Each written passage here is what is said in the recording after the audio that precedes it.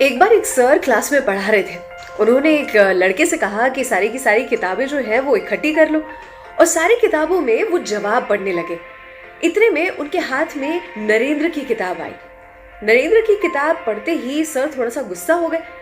उन्होंने भारी आवाज में कहा, नरेंद्र अपनी जगह पर खड़े हो जाओ और मुझे बताओ संयुक्त राज्य की राजधानी कौन सी है। नरेंद्र ने जवाब दिया, वॉशिंगटन। सर ने कहा, जब तुम्हें जवाब नहीं आता था तो किसी से पूछ सकते थे ना, कहीं देख सकते थे, पढ़ सकते थे, उसके बाद लिखते, लेकिन गलत क्यों लिखा है। नरेंद्र ने जवाब दिया, जब मुझे जवाब मालूम है सर तो मैं किसी से क्यों पूछता।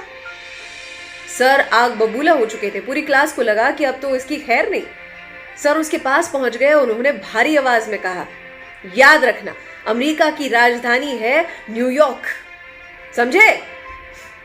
अब इतनी भारी आवाज में कहा था तो नरेंद्र को भी जवाब देना था, तो उसने भी धीरे से कहा, सर जोर से कहने से राजधानी बदल तो नहीं जाएगी।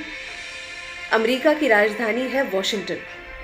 सर के साथ ऐसा पहले कभी हुआ नहीं था। इतने सालों में जब वो इतने बच्चों को पढ़ा चुके थे, किसी ने ऐसे पलट के जवाब नहीं दिया था। उनसे रहा नहीं गया। उन्होंने कहा, नरेंद्र अपना हाथ आगे करो। तुरंत ही नरेंद्र ने अपने हाथ आगे कर दिए और दोनों ही हाथ पर उन्हें 3 बार छड़ी से वार मिला। उसके बाद सर ने कहा कि अब जीवन में कभी नहीं भूलोगे। अब बताओ अमेरिका की राजधानी है न्यूयॉर्क। इस पर नरेंद्र ने कहा कि अमेरिका की राजधानी अभी भी है वॉशिंगटन। सर नरेंद्र की ओर देख रहे थे और उन्हें विश्वास नहीं हो रहा था। सर को लगा कि कहीं मैं गलत तो नहीं। वो सोच में थे। वो अपनी मेज की तरफ वापस लौटे और कुर्सी पर बैठकर उन्होंने जैसे ही किताब खोली तो उन्हें अपना जवाब मिल चुका था। उन्होंने नरेंद्र की ओर देखा और कहा कि बहुत अच्छा हुआ कि तुम अपनी बात पर अड़े रहे, दृढ़ता से। तभी मुझे अपनी गलती का एहसास हुआ। नरेंद्र यानी कि ये वो लड़का जो आगे चल के बना स्वामी विवेकानंद। एक बार स्वामी विवेकानंद आश्रम में विश्राम कर रहे थे। इतने में उन्हें मानने वाला एक भक्त उनके पास पहुंचा और उनके चरणों में गिर पड़ा। उसने कहा कि मैं सारी कोशिशें करता हूँ, बहुत मेहनत करता हूँ, लेकिन अपनी मंजिल तक नहीं पहुंच पाता हूँ। स्वामी विवेकानंद ने उसे बड़ा प्यार से कहा, ये मेरा पालतू कुत्ता है, तुम उसे एक वॉक पर ले जाकर वापस आओ। जब वो वॉक पर ले जाकर उस कुत्ते के साथ वापस आया तो स्वामी विवेकानंद ने देखा और उससे पूछा, ये कुत्ता तो इतना हाँफ रहा है और तुम तो बिल्कुल ही नॉर्मल हो, ऐसा क्यों।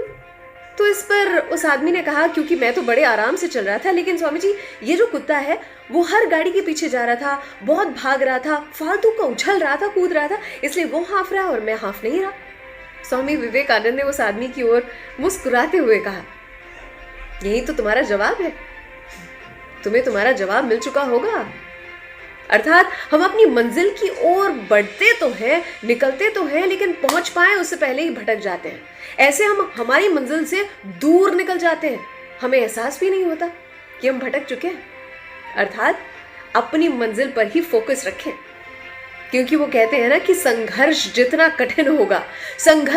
कठिन होगा कामयाबी उतनी ही शानदार होगी। 12 जनवरी स्वामी विवेकानंद की जन्म जयंती यानी कि उनका जन्म दिवस, जिसे नेशनल यूथ डे यानी कि युवा दिवस के नाम पर जाना जाता है। स्वामी विवेकानंद जो हमेशा कहते हैं कि शारीरिक ही नहीं, आंतरिक प्रगति की ओर भी ध्यान देना बहुत जरूरी है। उठो, जागो और तब तक मत रुको जब तक अपनी मंजिल को पा नहीं लेते।